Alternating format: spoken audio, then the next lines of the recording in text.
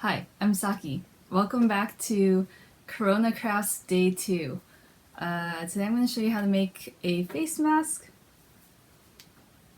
Ta-da! So I know there's like a whole bunch of tutorials out there already that show you how to make these, but I think this version is a little bit easier.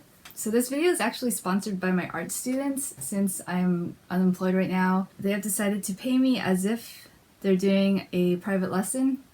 I'm using that time to make this tutorial video, so thank you. So the plan is, after the video, we're all going to spend a few hours making these masks, and then we're going to donate them to the hospital. I'm still getting the info on how to do that, but once I find out, I'll put the link in the video description so that you can also make these and donate them. Yay! Okay, so let's get started. We're going to use this fabric today. Super cute. So it should be cotton. I guess it doesn't have to be. It should be something that's not stretchy. If you choose something stretchy, it might be a little trickier to sew, but I suppose you could do it.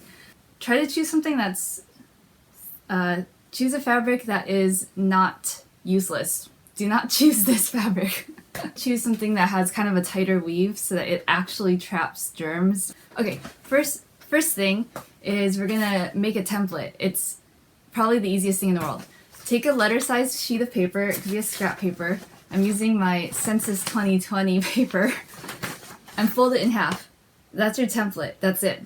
That's all. So I'm estimating that this is about the right size to do that. Okay, now we're gonna go to this other camera. For supplies, you'll need fabric, your template, which is some paper, some elastic, or you can use rubber bands or any kind of elastic, something that fits behind your ears. Don't choose huge elastic. Do not choose like boxer elastic.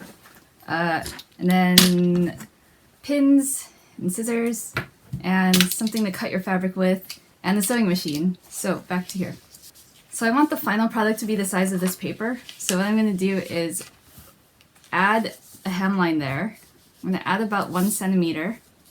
And okay, so in order to fit the elastic in here, we're going to actually fold it twice. So this is going to go 1, 2.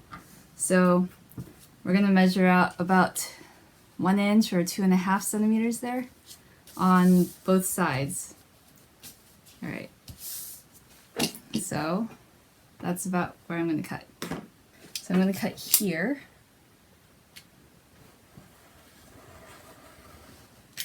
If you're not good at cutting in straight lines, you can draw it on first. Okay, but clearly not good at cutting it in straight lines. Okay, there we go. Okay.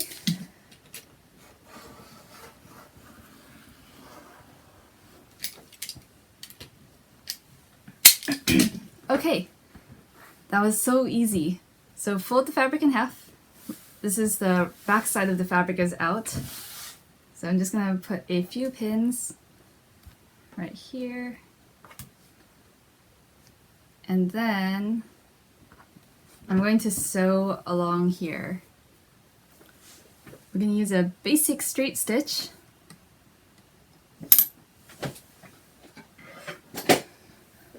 Sewing with a 1 centimeter seam allowance. So here's my back stitch. Take out the pin. Forward stitch.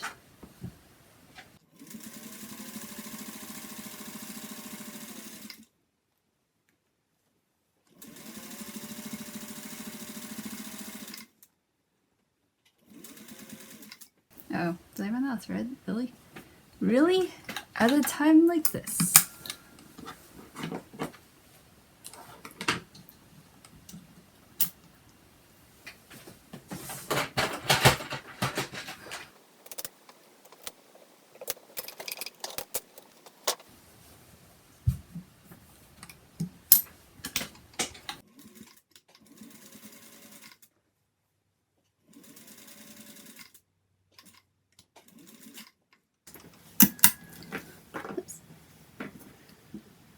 Okay, back to this other view. Now that you've sewn this, turn it inside out. So reach inside. Ta-da! All right. Now it is right side out. So if you care, you can iron it. I don't care if it's straight, so I'm not going to iron it. So this being cotton, it's really easy to crease, so you can just crease it down. You don't need to iron it unless you want to. Okay, next thing is we're going to make a bunch of pleats. So on this one that I made before, you can see all it is a bunch of pleats. It's nothing special going on. I know there's tutorials out there that have triangle pleats that make it look like it's a football shape. That's complicated. I'm not going to do that. Okay, we're going to make 3 pleats. I'm going to make 3 like that. 3 little kitty whiskers. So I like to start with the middle one. We're going to start a little bit below the middle because once you fold the flap up, you want the flap to end up in the middle. So I'm just going to pinch it like that and fold a flap up. That's all.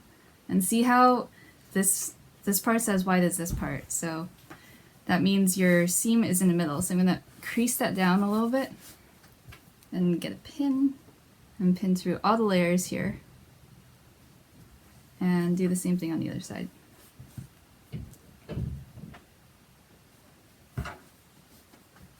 Alright, and then next we're going to make a pleat here and a pleat here. And a pleat.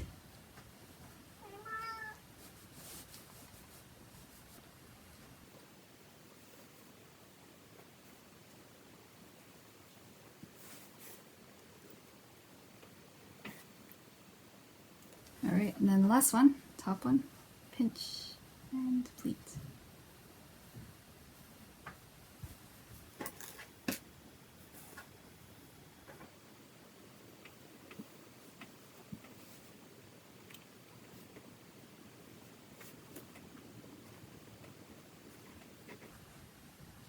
Alright, just to make sure that everything looks nice from the other side, flip it over, inspect, it looks fine to me, so we're going to sew it right along the edge on both sides. And this is just to anchor down the pleats. So, let's go here. Alright, so it doesn't really matter what seam allowance you use because this is going to get folded over anyway. So I'm going to sew right on the edge. Reverse stitch, forward stitch. I'm actually just going to take all the pins out right now because I don't need them. Okay.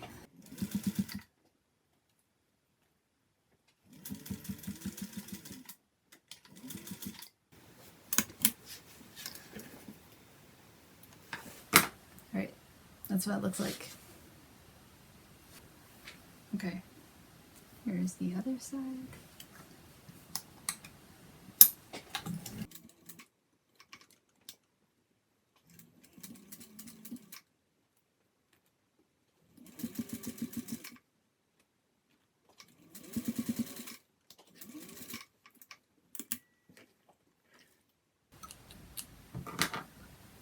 Alright, that's the other side.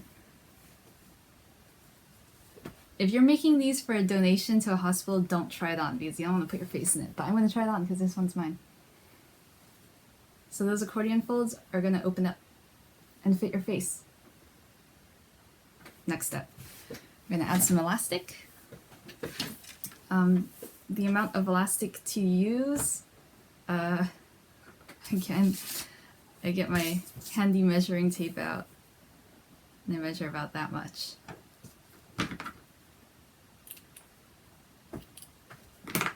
That much elastic.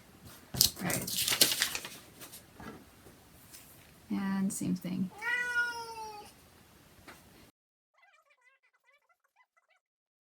So next, you're going to make a loop like that with your elastic. If you're really lazy, you could kind of just tie it in a knot, but I'm going to actually sew these right here. Okay. So I'm not even going to pin this together. I'm just going to make a loop. Like that. Anyway, you ever wonder why they send out the census papers? I mean, like, it's kind of weird that the government wants you to self-report all this information about your household when they probably already have that information. I mean, the government knows how old you are, obviously. They know your birthday, they know your address. Why do they need you to fill out this little paper or online survey these days. If the government wants to know how many people live in your house, all they have to do is look up your taxes. When you file your taxes, you say how many dependents you have, whether or not you're married. Why do they need you to fill that out to retell them all that stuff? Maybe it's so that we feel like they haven't invaded our privacy. Like, you know, when you read in the census for year 2020 and you go like, how did they know that the average household makes this much money or eats this many chickens?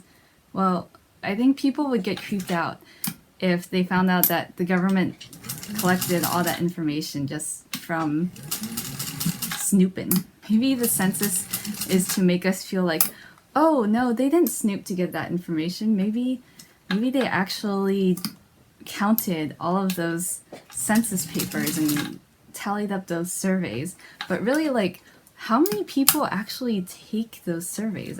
I imagine it's like a bunch of retired people who have nothing better to do. And like but yeah, I can't imagine that even half the people in America are actually taking that census. I mean, they know what your political views are because we register a party when we vote. They know what you shop for because all that info is tracked on your credit card.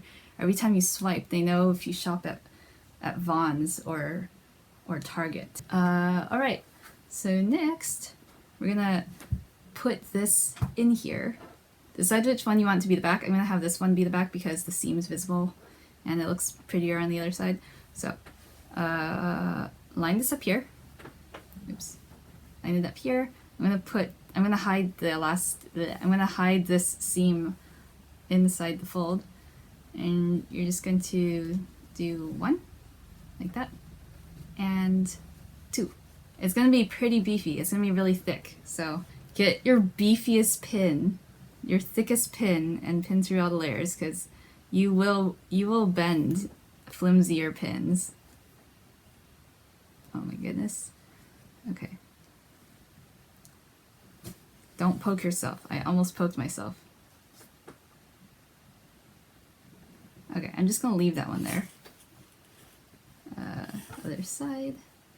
If your sewing machine cannot handle this many layers of fabric, you can actually just fold it once. It is okay to fold one time and just stitch over that same seam. It won't be as pretty, but you can do it. It will not break.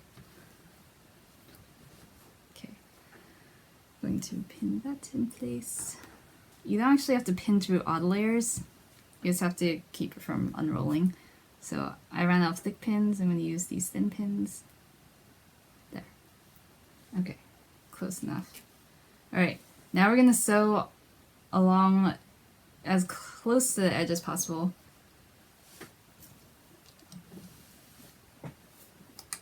So we're going to take that first pin out. Kat, you're kind of in the way.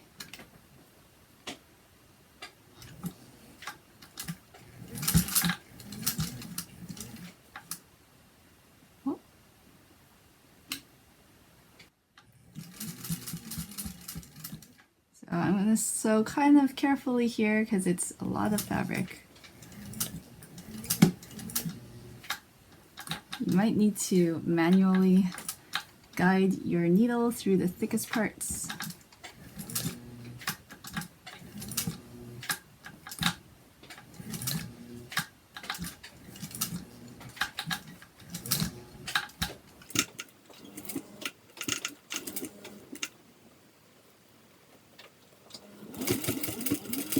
It also helps to have a really fresh needle, a new needle that's sharp, so I can go through all these layers. Kitty, what are you doing?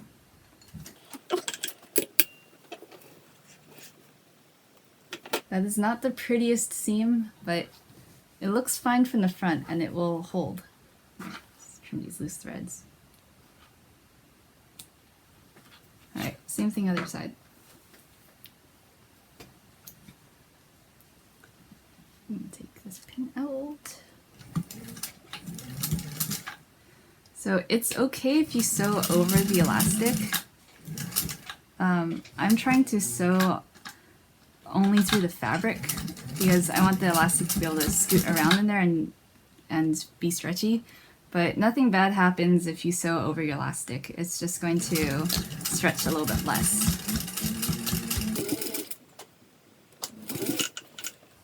Alright. There's our completed mask. And I will wear it.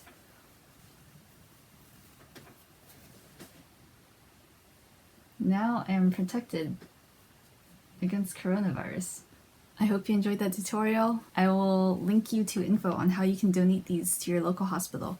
Obviously, throw them in the laundry first before you donate them, because if you have coronavirus and you touch this and you make it and then you donate it to the hospital, it kind of defeats the purpose of making this to begin with. So keep this clean, use hand sanitizer, and then put this in like a little plastic bag or something before you donate it. Yeah. Okay, that is all.